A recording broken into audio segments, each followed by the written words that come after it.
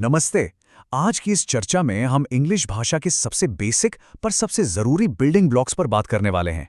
कभी सोचा है कि एक सेंटेंस में शब्द आपस में जुड़ते कैसे हैं?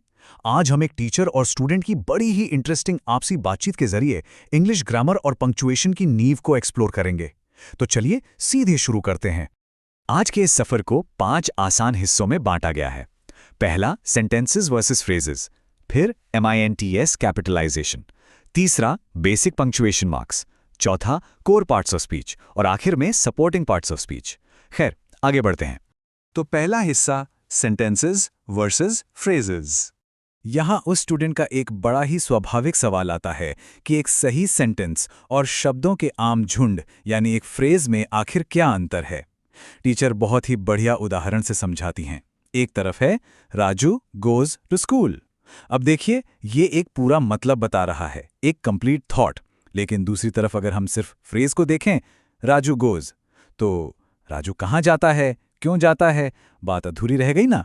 तो मेन पॉइंट ये है कि एक सेंटेंस हमेशा एक पूरी बात या एक्शन को क्लियर करता है। अब आते हैं दूसरे हिस्से पर, means rules for capitalisation. Capital letters कहाँ यूज करने हैं, इसके लिए टीचर एक जबरदस्त फूल प्रूफ ट्रिक बताती हैं।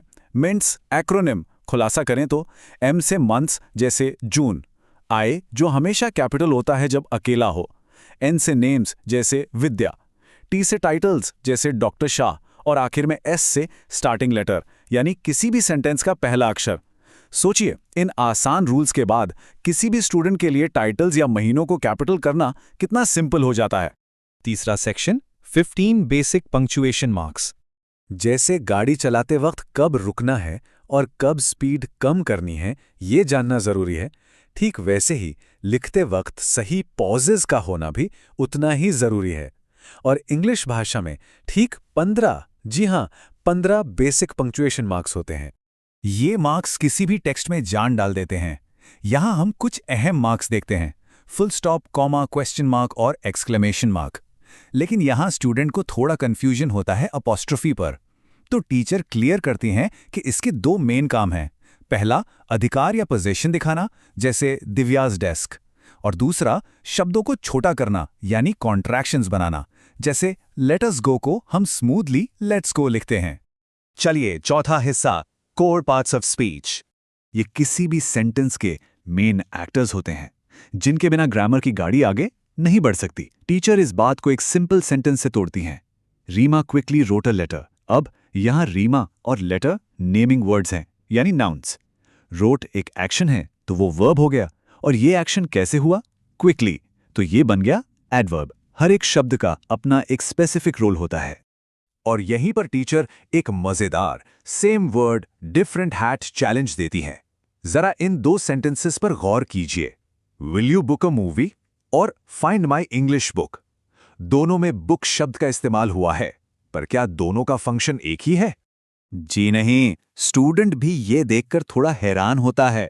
पहले sentence will you book a movie for 3 PM में जैसा कि सोर्स मटेरियल पॉइंट आउट करता है, बुक एक एडवर्ब की तरह बताया गया है।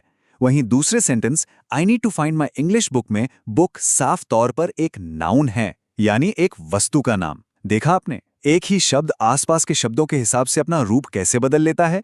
चलिए एक और टेस्ट लेते हैं जिससे कॉन्सेप्ट एकदम क्रिस्टल क्लियर हो जाए। शब्द है सेल, क्या ये नाउन है या वर्ब? सही जवाब फिर से इस बात पर निर्भर करता है कि आसपास के शब्द क्या है। पहला उदाहरण देखिए, hold up the sail despite heavy storm. यहां सेल एक नाउन है यानी नाव का पर्दा, लेकिन दूसरे में Satish was able to sail through. यहां सेल एक वर्ब बन जाता है जिसका मतलब है पार करना या आगे बढ़ना। जब स्टूडेंट इस लॉजिक को समझ लेता है तो ग्रामर का पूरा खेल आसान लगने लगता है। अब आते हैं 5वें हिस्से पर, सपोर्टिंग पार्ट्स ऑफ स्पीच। देखिए, नाउन्स और वर्ब्स बेशक सेंटेंस के सुपरस्टार्स हैं, पर उन्हें एक साथ जोड़े रखने के लिए एक सपोर्टिंग कैस्ट चाहिए होती है। ये वर्ड्स एक तरह के ग्लू या गोंद का काम करते हैं। आर्टिकल्स जैसे अ, एन, द, कंजंक्शंस जैसे एंड और बट, और इंटरजेक्शंस जैसे वाव, ओह, और प्रेपोजिशंस तो कितने ब्रिलियंटली ये क्लियर करते हैं कि कोई चीज आखिर कहाँ है या कब हुई। खैर, अब एक फाइनल मास्टर चेक का वक्त आ गया है। टीचर्स एक कॉम्प्लेक्स सेंटेंस सामने रखती हैं। Wow, Reema went to the studio and met a famous actor. क्या हम मिलकर इस सेंटेंस के हर एक शब्द का रोल डिकंस्ट्रक्ट कर सकते हैं? आइए देखते हैं। वाओ, एक इमोशन दिखा रहा है। तो ये हुआ इंटरजेक्शन। रीमा, स्टूडियो और एक्टर नेमिंग वर्ड्स हैं, यानी नाउन्स। फेमस एक्टर की खासियत बता रहा है, एडजेक्टिव। वेंट और मेट दोनों एक्शंस हैं, तो वर्ब्स। टू डायरेक्शन बता रहा है, प्रेपोजिशन। द और अ आर्टिकल्स हैं, और आखिर में एंड दो अलग एक्शंस को जोड़ रहा है, तो ये बन गया कंजंक्शन।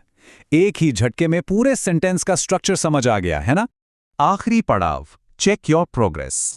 आइए देखते हैं आज के कॉन्सेप्ट्स कितने मजबूत हुए हैं एक रैपिड फायर एक्सरसाइज के जरिए। स्क्रीन पर कुछ आसान से मिक्स्ड अप वर्ड्स हैं। Girl, skipping, boy, riding, dog, barking. इन्हें नाउन्स और वर्ब्स में सॉर्ट करना है। बस ये सोचना है कि इनमें से नेमिंग वर्ड्स कौन से हैं और एक्शन वर्ड्स कौन से हैं। और ये रहा इनका सही बंटवारा।